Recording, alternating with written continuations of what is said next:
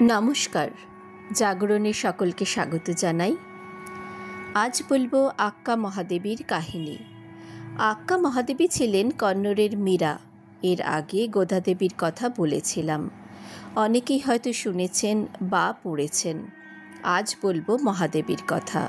মহাদেবী আক্কা ছিলেন লিঙ্গায়তবাদের একজন বিশিষ্ট সদস্যা এবং ছিলেন কন্নড় সাহিত্যের একজন কবি। তিনি 430টি কবিতা লিখেছিলেন এবং তার রচিত মন্ত্রগোপ্পা ও যোগাঙ্গা ত্রিবিধ কন্নড় সাহিত্যে আজও অমূল্য সম্পদ। তিনি কর্ণাটকের শিবমোগ্গার কাছে অনুদাদিতে জন্মগ্রহণ করেছিলেন আনুমানিক 1130 সালে। পিতার নাম নির্মল শেট্টি এবং মায়ের নাম ছিল সুমতি। তার পিতামাতা উভয়ই শিবভক্ত ছিলেন। তিনিও ছোট থেকেই শিবভক্ত ছিলেন। মহাদেবী শিব ঠাকুরকে নিজের পতি বলে মনে করতেন এবং চেন্না মল্লিকার্জুন নামে ডাকতেন। স্থানীয় এক জৈন রাজা কৌশিক মহাদেবীকে বিবাহ করতে চাইলেন। মহাদেবী আপত্তি জানালেও তার কথা কেউ শোনেননি সেই সময়। রাজাকে সকলেই ভয় পেতেন। বিয়ের পরে মহাদেবী পতির ঘরে আসলেন, কিন্তু স্বামীর সাথে সাংসারিক কোনো সম্বন্ধে জড়ালেন না। রাজা অনেক চেষ্টা করা সত্ত্বেও পরিস্থিতির পরিবর্তন হলো না। তারপর একদিন খুব রেগে গিয়ে তিনি বিচার সভা বসালেন। বললেন, এই নারী আমার স্ত্রী হলেও পরস্ত্রীর মতো আচরণ করেন, কোনো সম্পর্কই নেই আমাদের মধ্যে। নিজেকে শিবের স্ত্রী বলে মনে করেন। শিব কি কখনো মানুষের মেয়েকে বিয়ে করতে পারেন? সবাই বলল, এর মাথা খারাপ হয়ে গেছে। মহারাজা, এক্ষুনি একে সব সম্পত্তি ছেড়ে দিতে বলুন। আপনাকে যখন স্বামী বলে মানেনি না, তখন আপনার দেওয়া কোনো কিছুতে এর কোনো অধিকারই নেই। রাজা বললেন, ঠিক কথা, আজ থেকে তুমি এই প্রাসাদে আর থাকবে না। আমার দেওয়া গয়না বস্ত্র সব দিয়ে যাবে। সবাই ভেবেছিল মহাদেবী বুঝি খুব জব্দ হবেন এবার। রাজার বশ্যতা স্বীকার না করে তার উপায়ই নেই।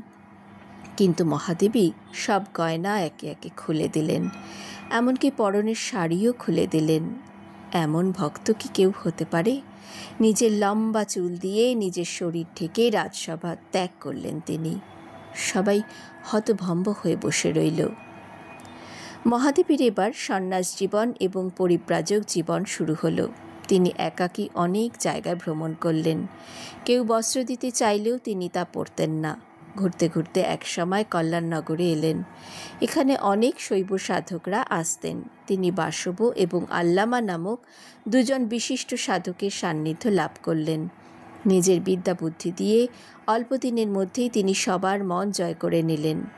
সাধুদের নিজস্ব একটি সভা বসত, যার নাম ছিল অনুভব মণ্ডল। এই সভায় তাকে আক্কা অর্থাৎ বড় দিদি উপাধি দেওয়া হলো তার আধ্যাত্মিক জ্ঞানের জন্য। এরপর শ্রীশৈলম আসেন আক্কা মহাদেবী।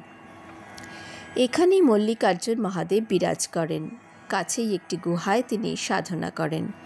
পশু পাখি ফুল তার বন্ধু।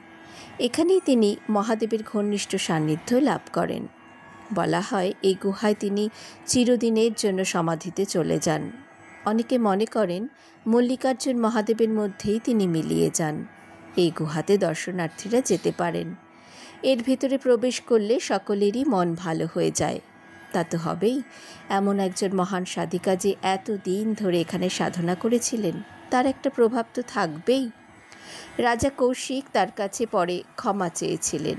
1160 সালে এই সাহসিনী ভক্ত শরীর ত্যাগ করেন।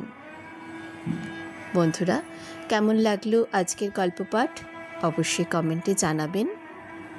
সকলে ভালো থাকবেন, আমাদের পাশে থাকবেন। ধন্যবাদ।